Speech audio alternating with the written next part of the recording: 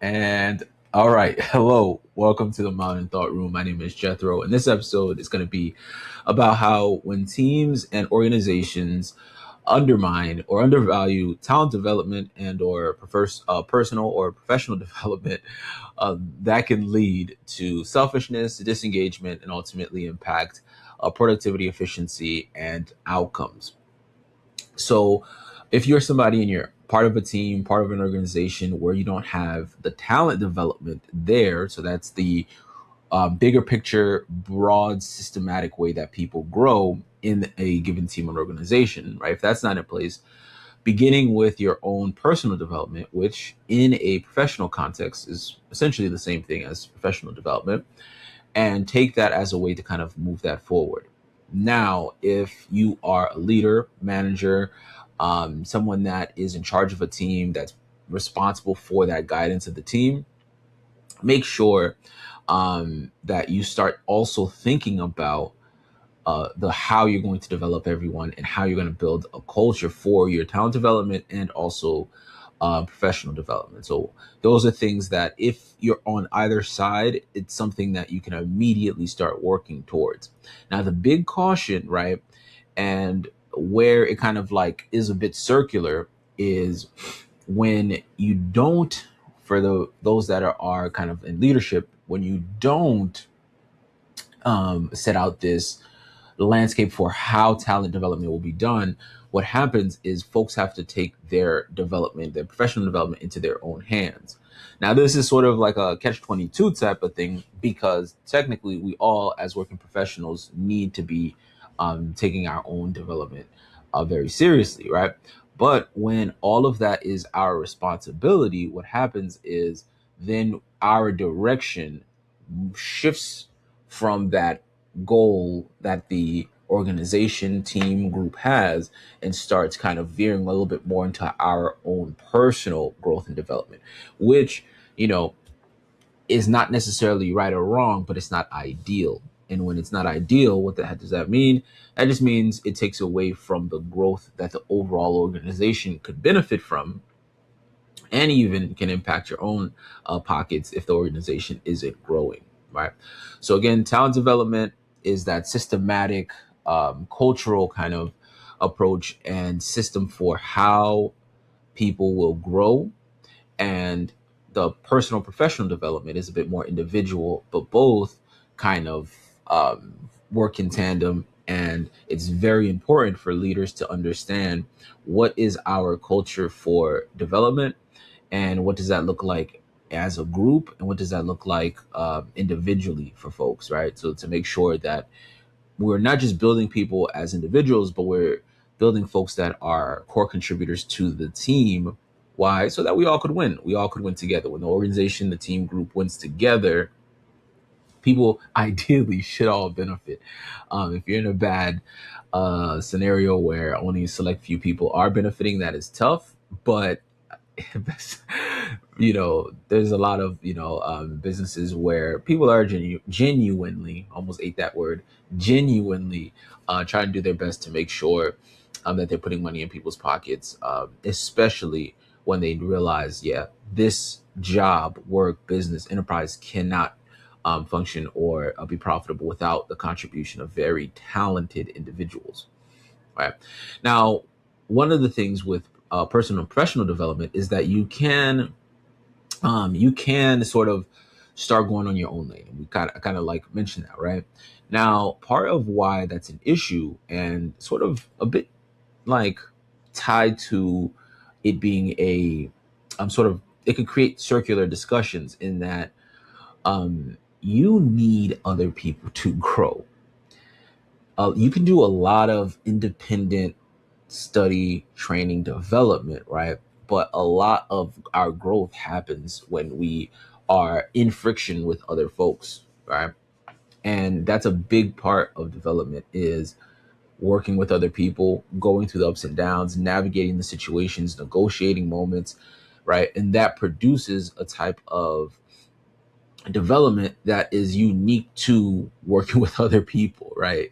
If you are just developing personally by yourself, that's not going to produce the same results as when you are working and developing with other people. That's just how it is, right? And I'm glad it's like that, right? That encourages us to collaborate.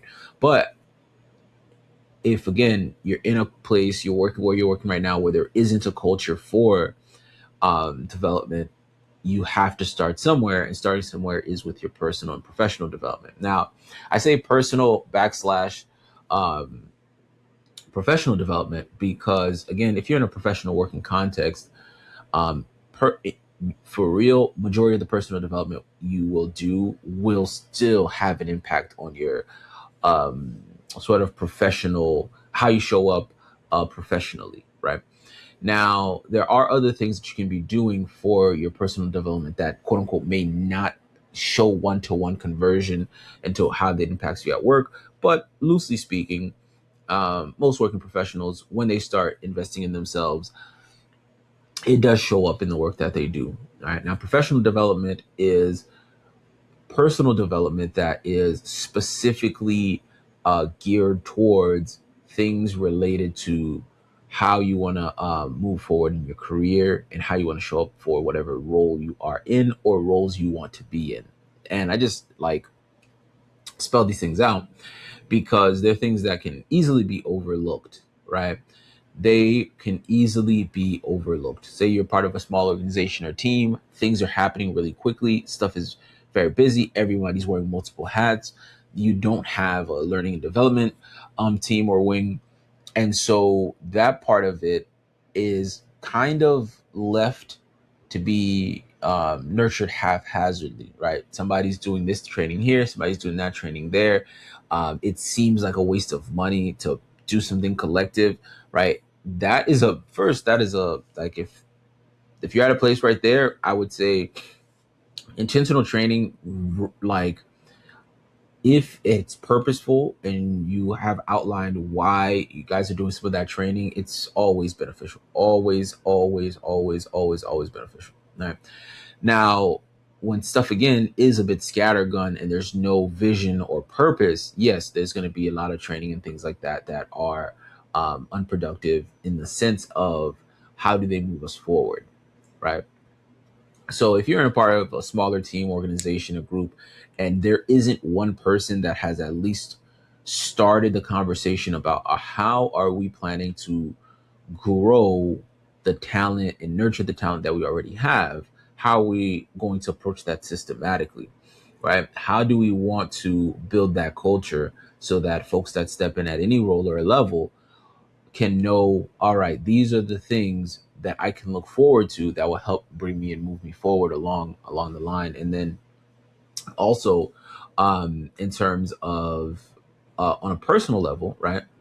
What are what are those skills that I need to really start to hone in and focus on, right? And for me, one of the main things that I probably going to say every episode is really getting folks to change how they think. Skills acquisition training, knowledge acquisition training, very important, very much needed. But training also needs to change how people think. Right. One of the things with development, um, development and how I'm, phrasing it right now, I might tweak some of the language a bit, but how I'm phrasing development right now, it's really teaching and learning on purpose, right? Teaching and learning on purpose. Now, I break that up because the components usually give you frameworks. Components give you frameworks. So this is like this is a quick aside. All right. So um, the I almost blanked out for a second. All right. The when you have definitions, right? This is like getting frameworks. I'm going to get back to the other part, but all right, when you have frameworks, right, the easiest way to get frameworks is to just understand definitions. Definitions equal frameworks. Definitions equal frameworks, right? So that loose definition I gave of development, right, in this context, gave me a framework for then how to implement development, right, and how to take it also to another level. So if you're doing development and folks don't actually know how to teach, that development work is not going to get the results that it needs. It's not going to be transformative. Why? Because within teaching, there's an aspect of teaching that is inspirational. There's an aspect of teaching well that is inspirational, and inspiration often transforms. Knowledge, information, and skills transform. Put that all together within the scope of teaching, and you have a very powerful tool to push everything forward. Why? Because people are learning, people are thinking, people are growing. They'll have ideas, they'll have better ideas, right? They'll have ideas that aren't just like them just thinking and dreaming, but they'll have ideas that solve problems. And you'll in-house have a bunch of innovative folks that are just looking to get a little bit more direction and can provide your team, organization, group with innovative ways to do things a bit better, be more productive, be more efficient, and ultimately improve outcomes. But again, summarizing that little breakdown, definitions, right, equal frameworks. Definitions equal frameworks, right? Um, so teaching, right, and then the other part of it is learning, right? Learning, a big part of learning is knowledge acquisition, skills acquisition through application. Through application is probably the biggest one, because as soon as you hear something, you need to kind of put it to use in order for it to register. And by register, what that really means is it becomes more readily available to you, right, when you need it. So for example, you do a little training, you learn some information, right? You learn something that you did not know previously, right? And so for example, right now, I'm working on something with statistics, right? I'm working on something with statistics, and I'm actively, while I'm doing it, I'm doing practice questions, right? And the practice questions, what do? They get me kind of moving, right? And putting into practice some of those things. I'm also working, right? So now in my time, I'm learning about statistics, right? I'm practicing statistics. Then I at work, when I have statistical circumstances, now my mind is like looking for those things, right? I won't always need all the things that I'm learning and picking up, but the moment when I do need them, it'll be a lot easier for me to have them and to draw on them and to recall them. Versus I read something, learned it, had a conversation about it, didn't implement it in terms of practice, didn't implement it in terms of looking for where it can be useful in my current context, right? Next time I end up in a situation where I need that information, then it becomes a lot more difficult. And that's one of the steps that um, it can actually be something that people aren't necessarily, when you're learning, you have to learn how to learn. I say this to myself and to like people I talk to casually, like, yo, um, I don't think I'm, well, one, I was thinking, not pat myself, but I always think I could learn. I've always thought, like, by the grace of God, thank you, Lord, that like I could, learn.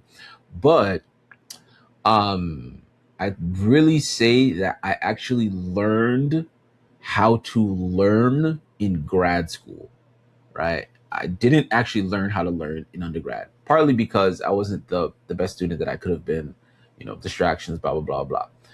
But in grad school, that's where I really, truly learned learning, right? Before, um, I think because, so for example, if, you're a parent, you're reading to your kids, they have older siblings that are strong academically. There are things that your child will be more apt to pick up quickly, or I said quickly, quicker or quickly, right? Than,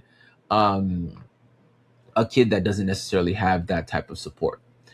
Why is that important? Because being able to pick things up more quickly is great. It's not necessarily learning in the like um profound way and the skill and the on command type of way.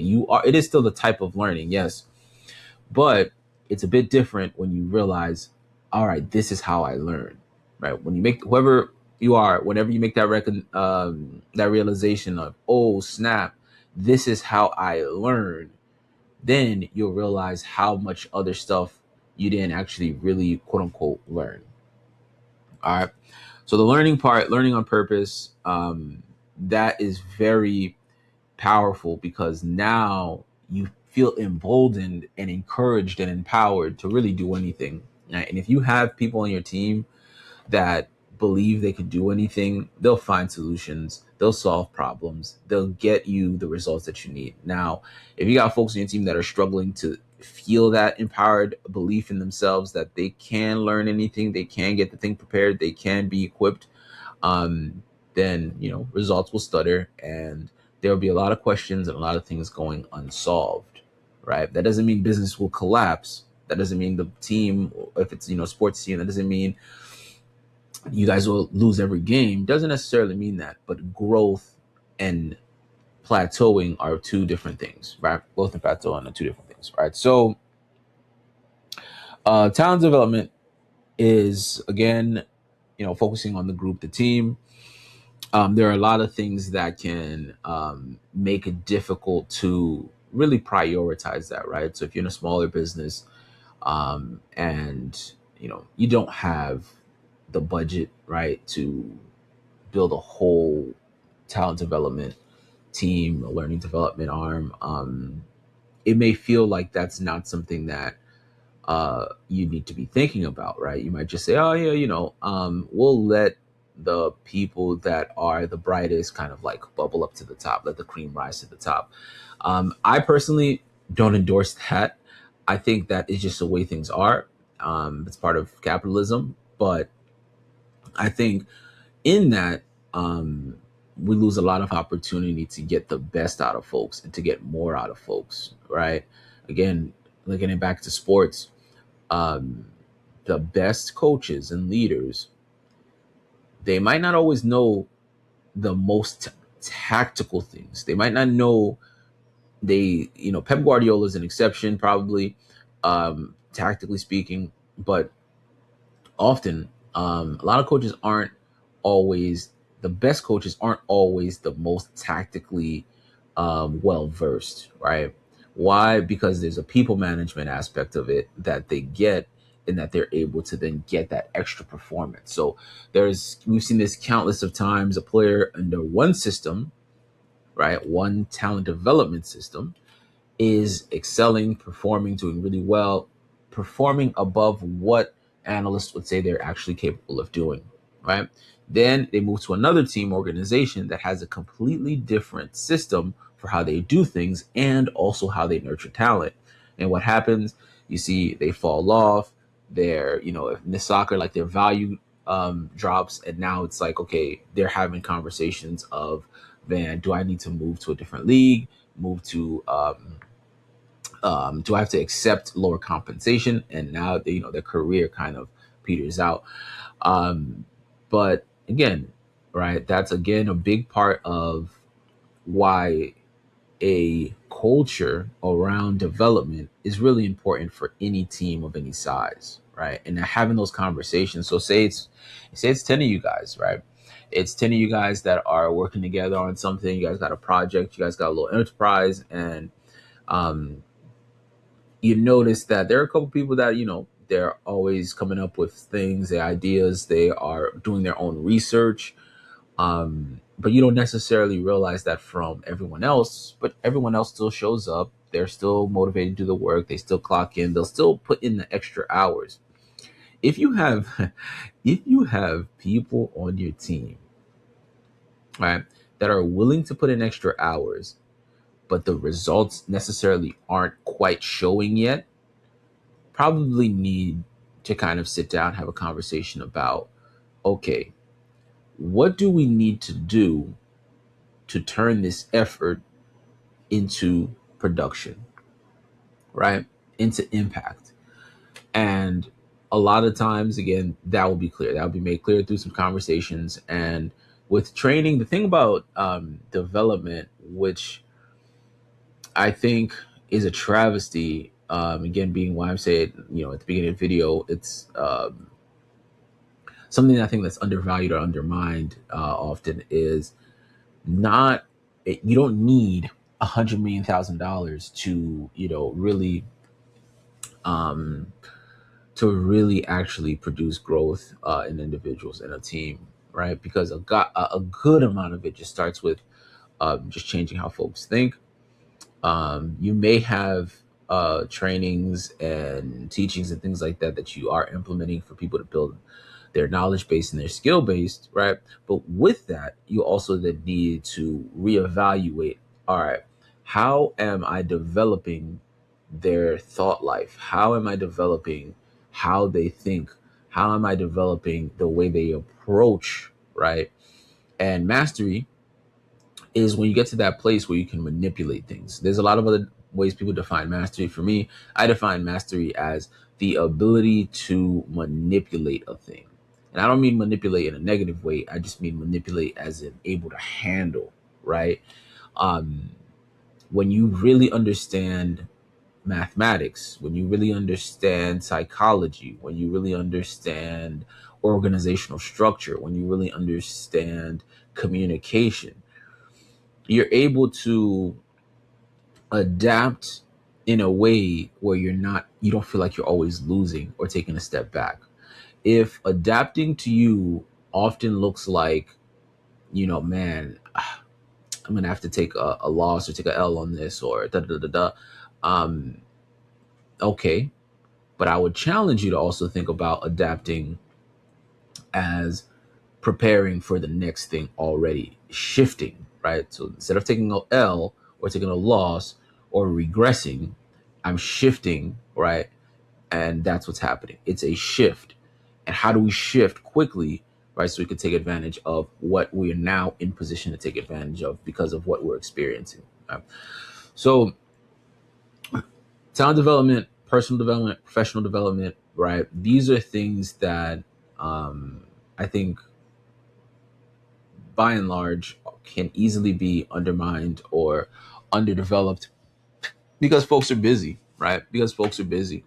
Um, if you're working somewhere and by the end of the day you're tired, so you don't have time to pick up an extra course, you don't have time to um, follow and finish the course. You started a certificate but you never finish it. You take these courses but you never maybe take the exams if there's some have exams. You have opportunity to network, have conversations with folks. And this is a whole nother thing too.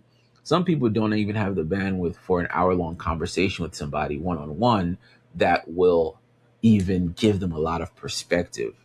And that's something I actually want to take some time to dive into. That's to be, down the line. Um, it's about conversations.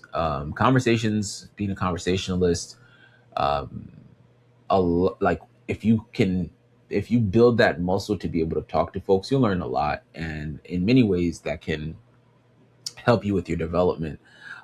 And also, if you're responsible for other people's development, how you learn what they need to improve on and where they need to think differently, right?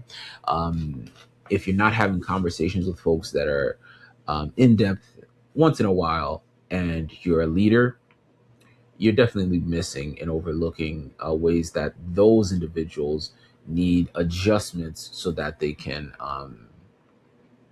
that you can get the best out of them. And I'll say this, I played soccer and I was decent at soccer, but I think I could have been a lot better, and I had some really good coaches. I could have been a lot better if people made a couple of different interventions in my soccer career, right? If people pulled me aside and said, hey, man, this is your real problem, right? So for me, I think um, sometimes like I was like the intent, sometimes I didn't play with enough intensity. Let me just be frank with it. Sometimes I didn't play with enough intensity. And a part of that is fearful. and a part of that is fearfulness. So really, what I probably needed, the younger me needed, from one of my coaches was like, hey, man, the difference between where you're at now and where you would, eventually get, and if you want to like get to a level, I definitely had the physical ability and the knowledge of the game to at least play Division 1 soccer, at least, right? But I didn't have the consistency and um, performance level and the drive and the intensity to actually make that happen, right? Didn't have that. I didn't even play in not I didn't even play Division 2 or 3, right? Um, and that when I look back on it, I'm like, the main thing that I probably like understanding development, the one thing that I think would have made the biggest intervention in my soccer playing career as a youth, somebody put me and says, hey, right now, the level of intensity that you're bringing to this is not right. It's not there. And I suspect that that level of intensity isn't there because you're fearful. And I don't know what you're fearful about, but start to investigate that. And remember, when you show up with the intensity that you need to, you'll be able to execute the things that I see that you can do that sometimes it just doesn't happen consistently enough. I see your vision. I see your ability to make a pass. I see your vision to read your positioning. You know the game. You have ability. You can make a difference, and you have leadership ability. Like I see it on the field, but that intensity aspect, which I think is linked to some fear, you need to go and address that, or else you'll probably not make it to the level that you can. And that doesn't mean you can't play soccer at the park with your friends, but for what I believe you could do, this is what you actually need to do. And if you fix this, the rest of the stuff will come together. And I never had that conversation. Nobody had that conversation with me. Why? Because people got stuff to do. People have stuff to do. People have stuff to do, right? People have stuff to do, but if that continues to be an excuse, you won't get the most out of your team, and you as an individual won't get the most out of what you could do. Thank you guys. Appreciate y'all. Adios. Ciao.